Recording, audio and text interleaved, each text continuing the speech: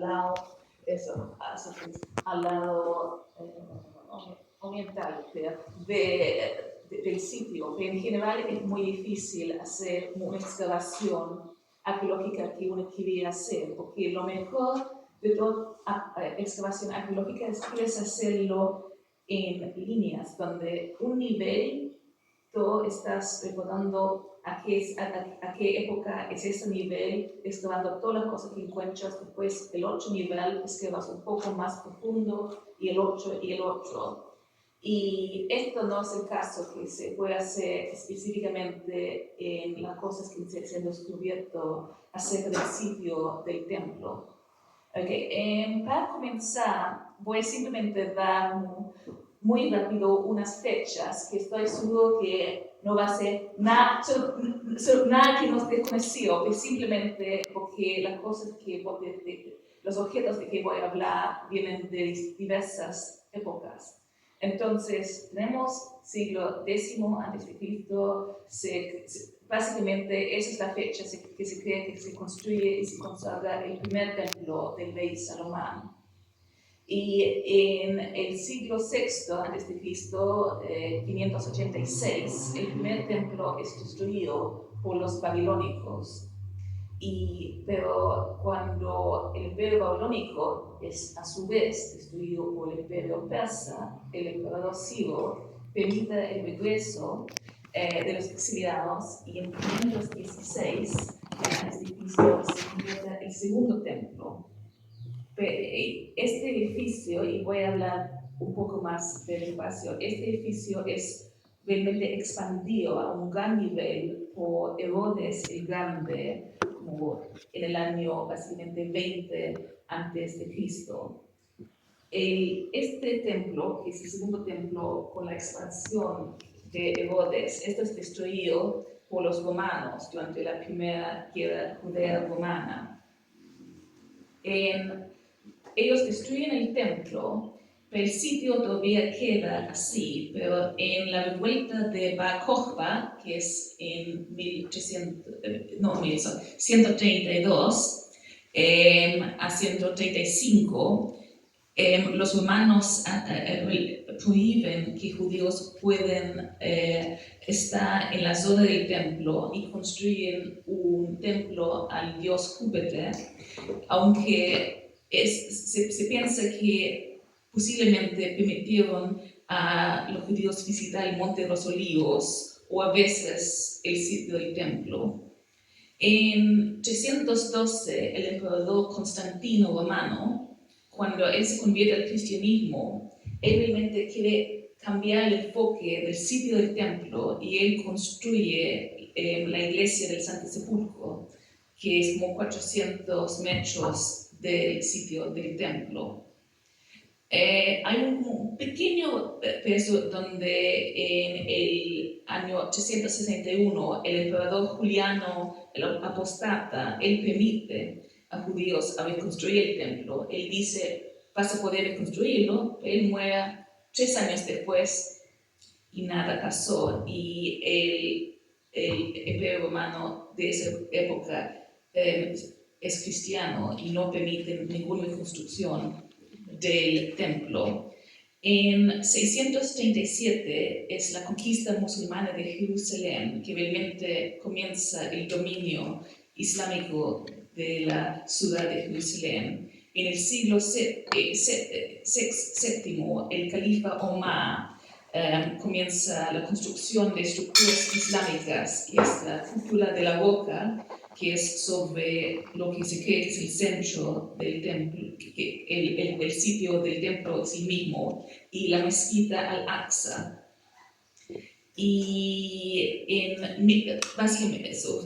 Voy simplemente por tiempo, no va a toda época de las cruzadas, cuando el sitio es convertido en una iglesia, pero en 1948, en el armisticio tras la guerra de independencia israelí, básicamente los jordanianos, ellos controlan toda la zona donde está el templo, pero estoy aquí como última fecha, no preocupe, en 1967, al tercer día de la Guerra de los 6 días, allí las fuerzas de defensa de Israel toman toda la zona del templo, e incluso el gran rabino de las fuerzas de defensa, Shlomo Goran, él suena un shofar y conduce paracaidistas a la ciudad. E incluso él dice, Ha-Habayit Bayadanu, el monte del templo está en nuestras manos, y se sube la bandera israelí sobre el monte. Pero hace como unos días después, el ministro de Defensa israelí, Moshe Dayan, él ordena que se avive la bandera y que desde entonces el sitio ha tenido un statu quo, que toda la zona del monte sí mismo es bajo el control del Waqf, que es las autoridades musulmanes, aunque entonces ellos controlan todo este sitio. Entonces, y realmente toda excavación arqueológica está prohibida en el sitio mismo del templo. Entonces, los israelíes han hecho unas pocas excavaciones arqueológicas al lado, pero el sitio mismo ni siquiera es muy difícil entrar por cualquier razón. Entonces, un poco sobre el primer templo. Entonces, estamos aquí. Que esto, lo que se sabe es que era realmente construido sobre una plataforma relativamente pequeña. Y este es el primer templo, que pues el segundo templo va a ser extendido por Herodes. Pero el primer templo, lo que sabemos no es enorme. Sus dimensiones, básicamente no hemos tenido ninguna supervivencia arqueológica, y como no podemos excavar, entonces estamos usando la Biblia para nuestra fuente principal de cómo es la medida del templo. Y lo que dice en 1 Reyes y en Crónicas 3, dicen que el templo mide 60 codos de largo, 20 codos de ancho y 30 codos de alto. Y el codo bíblico es básicamente esa distancia entre el codo y el punto de este dedo. Entonces, sé que en todas las personas va a tener una medida distinta, pero es básicamente como 45 centímetros. Entonces, estamos hablando de una estructura de 27 metros de largo, 9 metros de ancho y como 13.5 metros de altura. Y también lo que sabemos de esta estructura, lo que todo tenemos es de la Biblia, porque sabemos que se fue grandes cantidades de madera de cedro, fue encargado por al rey Hiram de Tiro, que hay enormes bloques de piedras muy selectas, que hay todo un cubierto con cubierto de oro de dentro, y que hay muchos funcionarios trabajando aquí en el templo. Este es el primero. Y este es el primer templo que es destruido por Nabucodonosor y el ejército babilónico en 586 a.C. Y tenemos, aunque no tenemos mucho, los restos arqueológicos que tenemos del primer templo, como voy a mostrar en unos minutos más, son objetos muy pequeños, como sellos, y como no hay ningún realmente, lo que es, no han sobrevivido ninguna cosa arquitectónica del primer templo. Entonces, todo lo que sabemos de su descripción viene de la Biblia. Tenemos como una fuente que no es no bíblica, que habla del templo, y esto se llama el Ostracón de Abad, que es básicamente se ve como foto en nuestra página, hecho en cerámica, y allí es una carta fecha hace 2000. Ostracón, perdón, ¿cómo se llama? Ostracón, so O-S-T-R-A-C-O-N, de Arad, A-R-A-D. Gracias. Y cualquier cosa, y después, por supuesto, si viendo las fuentes, dígame y le escribo todo. Y este menciona a un hombre que se hospeda en la casa de Yahvé. Entonces, esto es básicamente nuestra como único que sobrevivimos. Entonces, lo que dice es una carta y dice: a mi Señor el Hashim, que Adonai, tetragrammaton, se interesa por su bienestar. Y ahora dale a Samarias, como primer nombre, una medida de harina, y a 8 personas 8 medidas de harina, y que se hospeda en la casa de Adonai. Y eso creemos que es casi la única fuente no bíblica escrita donde están hablando del templo. Y el segundo templo se está construyendo tras el regreso de los exiliados judíos del cautiverio babilónico. Entonces, esto es construido en 516 a.C. Y sus comienzos aquí tenemos en el libro de Esdras, donde se recoge el decreto de Ciro, rey de Persia, donde Esdras 6 dice: en el primer año del rey Ciro promulgó un decreto relativo a la casa de Dios en Jerusalén, que se reconstruye la casa como lugar para ofrecer sacrificios y que se conservan sus cimientos originales. Su altura será de 60 codos y su anchura de 60 codos, con 3 capas de piedras talladas y unas de madera, y los gastos serían a cargo del tesoro real. Entonces, esto está sugiriendo que un poco diferencia de las medidas que tuvimos de antes. Aquí está hablando de básicamente 60 codos, tanto de alta como de ancho. Entonces, estamos hablando 27 metros de altura y anchura.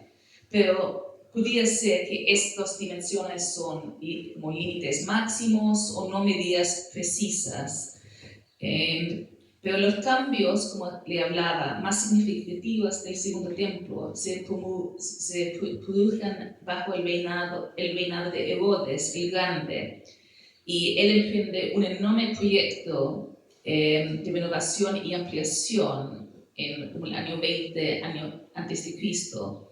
Y esto realmente convierte lo que era antes como un edificio, podemos decir, 27 metros, pero realmente él amplía muchos cortes, se construyen más edificios, y el historiador Josefo Flavio, que es un historiador judío del siglo I después de Cristo, él describe que tiene una fachada muy largo, habla que es 100 codos de alto y de ancho, porque todo el complejo se ha ampliado significativamente. Entonces estamos hablando que hay un patio muy grande, básicamente de como 472 metros por 304, y aunque el templo, el santuario interior del templo realmente se ha mantenido fiel al diseño salomónico, entonces estamos hablando como 27 por 27, todos estos patios enormes se ponen todo por el lado del sitio. Y el segundo templo se construye con enormes bloques de piedra caliza blanca, y realmente el exterior está todo cubierto con oro, y es un lugar impresionante. Incluso dicen que casi no puedes verlo sin ser ciego, porque todo con el sol, con el oro. Y hay varias cámaras y atrios y patios. Hay uno que se llama el patio de los gentiles, hay un patio de las mujeres, hay el patio de Israel, y todos estos tienen funciones específicas y solo ciertas personas pueden entrar en cada uno. Y también en el templo sí mismo es donde hay el altar y la menorá, y es el lugar, sí, por supuesto, para el ritual anual de Yom Kippur, donde el sumo sacerdote entra al lugar santísimo. Entonces, estamos hablando básicamente de un enorme complejo, como de 14 hectáreas, enorme. Entonces, tenemos el templo, todo un complejo con muchos pequeños edificios y muchos patios. Y hay una razón por esto. Y durante esta época, Jerusalén es bajo dominio romano, pero sigue siendo la capital de Judea, y la población de Jerusalén, que es en esa época normalmente como 100.000 habitantes, que era una ciudad grande para el mundo antiguo, esa aumenta a enormes niveles 3 veces al año en las fiestas de peregrinación de Pesach, Pentecostés y tabernáculos. Entonces, dicen que posiblemente pudiera ser casi 1 millón de almas. Es muy difícil demográficamente saber cuántas personas, pero en estas organizaciones, esta pequeña ciudad tiene una multitud de personas más sus animales de sacrificio y ofrendas, y por esta razón realmente es la idea que hay que expandir todo el sitio del tiempo, porque es simplemente un problema logística, que cada 3 veces al año hay enorme cantidad de personas entrando a Jerusalén. Entonces, los muros tienen 5 metros de grosor y están formados por enormes piedras que pesan entre 2 a 100 toneladas, incluso hay una que pesa 400 toneladas. Y si una han ido al muro occidental en Jerusalén, va a recordar estas enormes piedras, lo que queda del muro. Y estas, no hay argamasa entre las piedras y están juntas. Pero pero a pesar de la magnificencia, como todo este sitio enorme de 14 hectáreas, la pieza central de todo este complejo era el templo sí mismo, donde se describe que fue reluciente con mármol y oro, puertas de entrada de bronce y todo un realmente magnífico para ir. Entonces, y debajo de todo esto también había un complejo sistema de alcantarillado y abastecimiento de agua, porque hay necesidad de tener aguas para baños rituales y la sesión de sacrificios. Entonces, el segundo templo, es destruido por los romanos en el año 60 después de Cristo, a finales de la guerra judeo-romana. Y Flavio Josefo, el historiador, él describe lo que hace cuando los romanos lo queman. Dice que, y aquí lo cito, los romanos, aunque fue una lucha terrible recoger la madera, levantaron sus plataformas en 21 días y han despojado toda la zona en un círculo alrededor de la ciudad hasta una distancia de 10 millas. Nadie, ni siquiera un extranjero que hubiera visto la antigua Judea y lo glorioso de la ciudad, podían ver ahora la actual desolación. Nadie que la hubiera conocido en el pasado y que la encontraba con ella de repente había reconocido el lugar. Entonces ellos queman toda la ciudad, todo el sitio del templo. Entonces eso y como explicaba al comienzo, entonces sobre ese sitio del segundo templo se han construido un templo romano, el dios Júpiter. Sobre eso es ahora como la cúpula de la boca, actualmente, sobre que todavía está funcionando para los musulmanes que van ahí para rezar. Entonces, ahora a qué venía para hablar, eso es lo histórico que sabemos, es que pues, todo trabajo arqueológico sobre el monte del templo hay estas restricciones enormes, porque las autoridades islámicas de Jerusalén, ellos prohíben casi cualquier trabajo arqueológico,